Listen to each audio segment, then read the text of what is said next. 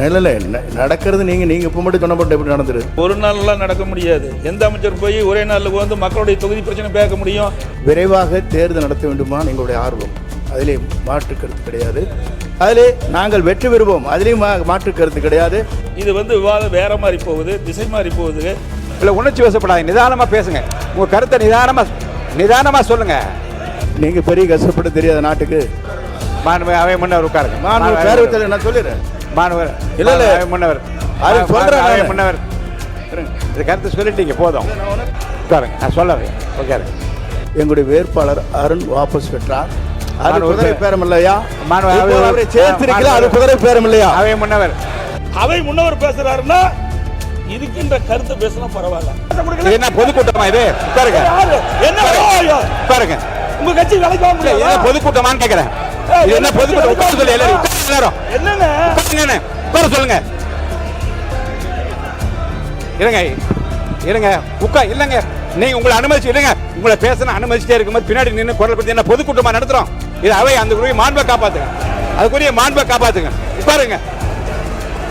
எல்லாம் உட்காருங்க. நீங்க உட்காருங்க, எல்லாரும் உட்காருங்க.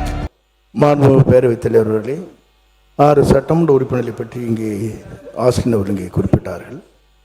6 சட்டமன்ற உறுப்பினருடைய குறைகள் என்ன இருக்கிறது என்பதை எங்களை போன்ற அமைச்சர்கள் அங்கே சென்று மக்களை கூட்டி மனுக்களை பெற்று அதற்கான நடவடிக்கை மேற்கொண்டு வருகிறோம் என்பதை நடக்கிறது. நீங்கள் இப்போ மட்டும் சொன்னப்பட்ட எப்படி நடந்துரு? மாண்புமிகு முன்னாள் முதலமைச்சர் எடப்பாடி கே பழனிசாமி அவர்கள். மாண்புமிகு பேரவைத் தலைவர்கள், ஒரு நாள்லாம் நடக்க முடியாது. எந்த அமைச்சர் போய் ஒரே நாளில் வந்து மக்களுடைய தொகுதி பிரச்சனை பேச முடியும்? எனக்கு ஒரு சட்டமன்ற உறுப்பினர் இருந்தால் தான் அவர்கள் வந்து அந்த தொகுதியில் போய் பார்த்து மக்களை பார்த்து மக்களுடைய பிரச்சனையை கொண்டு வந்து அரசுடைய கவனத்தை கொண்டு வராங்க, அமைச்சருடைய கவனத்தை கொண்டு வராங்க.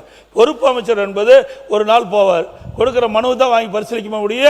அந்த பொறுப்பு அமைச்சர் வந்து அந்த தொகுதியில் இருக்கின்ற மக்களுடைய பிரச்சனை முழுவதும் அறிந்து கொள்ள முடியாது என்ற அடிப்படையில் தான் அந்த சட்டமன்ற உறுப்பினர் தேவை. அவை முன்னவர் அவர்கள். மாண்பு பேரவைத் தலைவர்களை, விரைவாக தேர்தல் நடத்த வேண்டுமா எங்களுடைய ஆர்வம், அதிலே மாற்று கருத்து கிடையாது. அதிலே நாங்கள் வெற்றி பெறுவோம், அதிலேயும் மாற்று கருத்து கிடையாது. அத்தனை பேரும் வெற்றி பெறுவார்கள். மாண்பு எடப்பாடி கே பழனிசாமி அவர்கள். மாண்பு இது வந்து விவாதம் வேற மாதிரி போகுது, திசை மாதிரி போகுது. அதுதான் நான் சொன்னேன். வழக்கு இருக்கு. அதுதான் சொன்னேன். நான் தான் சொன்னேன் வழக்கு இருக்கு. இல்ல நான் தான் சொல்லிட்டேன் வழக்கு இருக்கு. என்னது? பேரவைத் தலைவர் அவர்களே, வெற்றி பெற்ற பிறகு தங்களை சந்தித்து ஒரு மனு கொடுக்கின்றார். அந்த நிகழ்ச்சியிலே ஒரு சட்டமன்ற உறுப்பினர் பங்கு பெறுகிறார். அந்த சட்டமன்ற உறுப்பினர் அடுத்த நாள் ராஜினாமா பண்ண உடனே முதல் மாடியில் போய் ஒரு வழக்கு மன்றத்தில் இருக்கிறது. இல்ல இதை பற்றி இந்த விவரங்கள் எல்லாம் வழக்கில் இருக்கிறது. இந்த நீங்க சொல்ற இந்த விவரம் வழக்கில் இதை பற்றி பேச அனுமதி இல்லை, அவைக்குள் நீக்குகிறேன். நீங்க சொல்ற ஒரு கருத்து இல்ல அப்படி இல்ல. நீங்க வழக்கு இல்லைங்க, வழக்கில் இந்த பிரச்சனை நீங்க சொல்லியிருக்கீங்க. இந்த வழக்கில் இந்த பிரச்சனை குறித்து இருக்கு இல்ல நீங்க இல்ல அதெல்லாம் ஒன்றும் பாருங்க இல்ல உணர்ச்சி வசப்படா இல்லைங்க. இல்ல உணர்வு இல்லைங்க. இல்ல உணர்ச்சி வசப்படாது, நிதானமா பேசுங்க. உங்க கருத்தை நிதானமா சொல்லுங்க. வழக்கு மன்றத்தில் இருக்கிறது. இந்த வழக்கு சம்பந்தமான விவரங்கள் வழக்கு சம்பந்தமான விவரங்கள் அதில் இருக்கிறது. இருங்க. வழக்கு முடிந்தவுடன் தேர்தல் கமிஷன் எப்போது தேர்தல் மாண்பு அவை முன்னவர் அவர்கள். மாண்பு பேரவைத் தலைவர் அவர்களே, இருங்க. மாண்பு பேரவைத் தலைவர் அவர்களே, இருங்க. மாண்பு பேரவைத் தலைவர் அவர்களே, குதிரை பேரம் என்றெல்லாம் பேசினார்கள். அருணுக்கு இருங்க நான் சொல்லி முடிக்க வரைக்கும் சொல்லி முடிக்க வரைக்கும் இருங்க. மாணவர் பேசுங்க. உறுப்பினர் பேசுறேன். மாண்பு அவை முன்னவர் உட்காருங்க. மாண்பு பேரவைத் தலைவர் நான் சொல்லிடுறேன். மாணவர் முன்னவர் முன்னவர் இது கருத்து சொல்லிட்டீங்க, போதும்.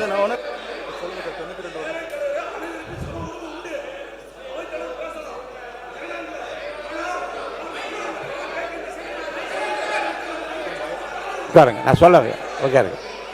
மாண்புமிகு அவை முன்னவரா பொதுப்பணித்துறை அமைச்சர் யார் பேசுறீங்க? யார்? அவை முன்னவர் விடுங்க. உட்காருங்க. நான் சொல்லிடுறேன். இல்லை மாண்பு பேரவைத் தலைவர்களே, நம்முடைய உட்காருங்க. இல்லை இல்லை மாண்புமிகு பேரவைத் தலைவர் அவர்களே, நீங்கள் பெரிய கஷ்டப்பட்டு தெரியாத நாட்டுக்கு. ஆகவே இல்லை உட்கார் உட்காரு உட்காரு நான் உட்காருங்க. சொல்லுறேன் நீ அவர் இல்லை நான் ஒரே சொல்லிடுறேங்க. உட்காருங்க.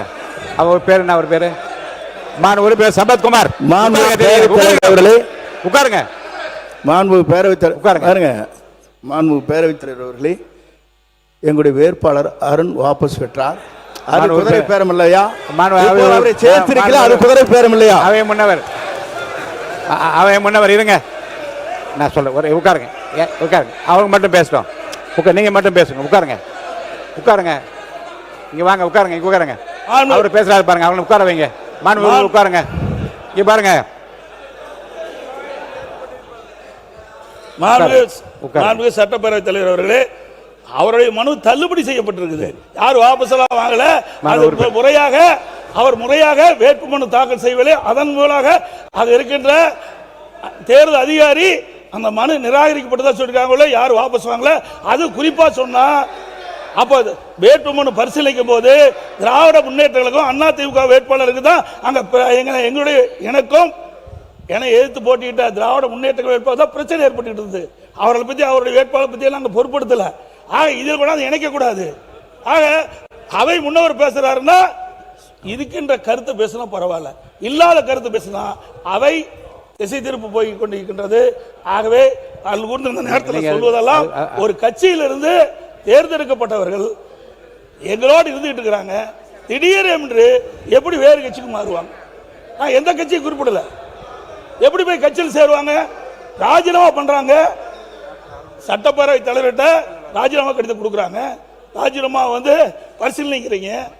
அடுத்த முதல் மாடியில போய் சேர முடியும். இல்ல இந்த விவரத்துக்கு போக கூடாதுன்னு சொல்லிட்டேன். ஏன்னா அந்த வழக்காடு மன்றத்தில் இருக்கு. நீங்க நடக்கிறது இங்க பேசி கோர்ட்டையும் பேச முடியாது. இல்ல ரெண்டு இடத்துல எப்படி பேச? இந்த விதிப்படி நீதி விசாரணையில் இருக்கும் எந்த பொருள் குறித்தும் தம் கருத்தை சொல்லவோ அப்பொருள் குறித்து பேசவோ கூடாதுன்னு அனுமதி இல்லை. இருங்க, நீங்க கோர்ட்ல கேஸ் இல்லைன்னா என்ன வேணாலும் நான் பேச அனுமதிக்கிறேன். வழக்குல இதெல்லாம் சொல்லியிருக்கீங்க. கீழே என்ன இதுக்குள்ள விவரத்துக்குள்ள நான் போக அனுமதி இல்லை. இல்லைங்க, எந்த கட்சி இல்லை பேரு சொல்ல கட்சி விவரம் என்னன்னு சொல்றீங்களா?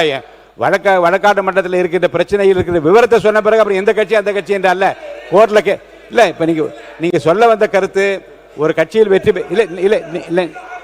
இல்ல நான் அவர்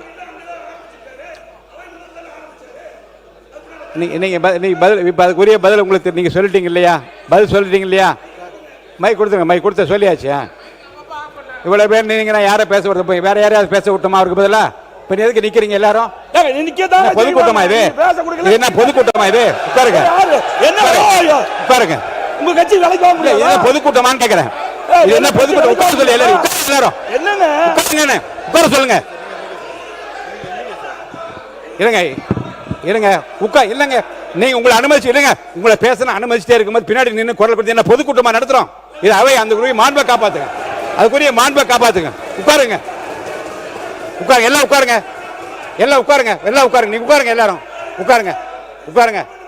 திசை இதே உட்காருங்க. எது அப்ப நான் விதியை பின்பற்ற ஆரம்பிக்கணுமா? உட்காருங்க எல்லாரும் உட்காருங்க.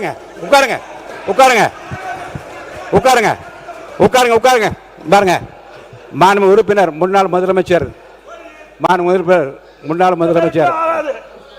எடப்பாடி பழனிசாமி அவர்களுக்கு நான் சொல்றேன், இது மாதிரி ஆகுமா ஆகாத என்பதை மக்கள் தீர்மானிப்பார்கள். ஏற்கனவே தீர்மானித்து விட்டார்கள். இருங்க உட்காருங்க. நான் முதல் நாள் இருந்து உங்களுக்கு சொல்றேன், உணர்ச்சி வசப்படாமல் பேசுங்கள். உணர்ச்சி வசப்படாமல் பேசுங்கள். இது 3 முறை உங்களுக்கு நான் சொல்லிட்டேன். நான் சொல்றேன், எதற்காக வேகமாக இல்ல உங்கள் உடலை வருத்திக் கொள்ளக்கூடாது என்பதற்காக நான் சொல்றேன். அருள் கூர்ந்து சொல்றேன், அமைதியா பேசுங்க. நீங்க சொல்ல வந்த கருத்தை நீங்க அமைதியா சொல்லுங்க, நான் ஏற்றுக்கொள்ள தயாரா இருக்கேன். ஒன்னே ஒண்ணுதான், இருங்க. ஒரு கட்சியில் வெற்றி பெற்றவர்கள் அவர்களாவே முன்வந்து ராஜினாமா செய்துவிட்டு வேறு கட்சியிலே சேர்கிற போது என்னென்ன சங்கடங்கள் சிரமங்கள் இருக்கிறது முதல் உரையில் நீங்க விளக்க. ஏங்க குறுக்க பேசுறீங்க? என்ன குறுக்க பேசுறீங்க? உட்காருங்க. என்னங்க இது? உட்காருங்க. என்ன உட்காருங்க. உட்காருங்க. தெரியும், உட்காருங்க. தெரியுங்க, உட்காருங்க. எல்லாரையும் தெரியும், உட்காருங்க. இருங்க. இருங்க. ஒரு கட்சி தலைமைக்குரிய உள்ள உணர்வினை முதல் உரையில் நீ குறிப்பிடுகிற போது எவ்வளோ பேர் உழைச்சாங்க, 6000 பேர் வேலை செஞ்சாங்க, இவ்வளோ பேருடைய உழைப்பில் தான் ஜெயிச்சாங்க என்று உங்களுடைய உள்ள உணர்வுகளை எல்லாம் நீங்கள் நல்லா பதிவு செஞ்சீங்க. பதிவில் இருக்கு, நான் ஃபுல்லாக படித்து பார்த்தேன். ஒரு கட்சியினுடைய தலைமையிலிருந்து ஒரு விலகி போகிற போது ஒரு கட்சி தலைமைக்கு ஏற்படுகிற இழப்பு குறித்தும் வருத்தம் குறித்தும் நிறைய பேசியிருக்கீங்க. அதெல்லாம் குறிப்பில் இருக்கிறது. இப்போது இந்த பிரச்சனையில் உறுப்பினர் ஆஸ்டின் பேசிய பிறகு தேவையில்லாத விவாதங்கள் வளர்ந்து கொண்டிருக்கிறது. சொல்லி முடிச்சார். அவை முன்னவர் விடுங்க. அது அவை முன்னவர் சொல்லி நான் தானே சொல்றேங்க. அவை முன்னவர் தவிர்த்திருக்கலாம். இருங்க. அவை முன்னவர் தவிர்த்திருக்கலாம். கொஞ்சம் இருங்க. வழக்கு மன்றத்தில் இருக்கிற எந்த பிரச்சனை குறித்தும் மேற்கொண்டு அதிலே விவாதங்களை வளர்த்து கொள்ளாமல் இந்த பிரச்சனை இத்துடன் நான் முடித்து விடுகின்றேன். உறுப்பினர் ஆஸ்டின் அவர்கள் உட்காருங்க. நீங்க சப்ஜெக்டுக்கு வாங்க. உறுப்பினர் ஆஸ்டின். மாண்புமிகு பேரவைத் தலைவர் அவர்களே,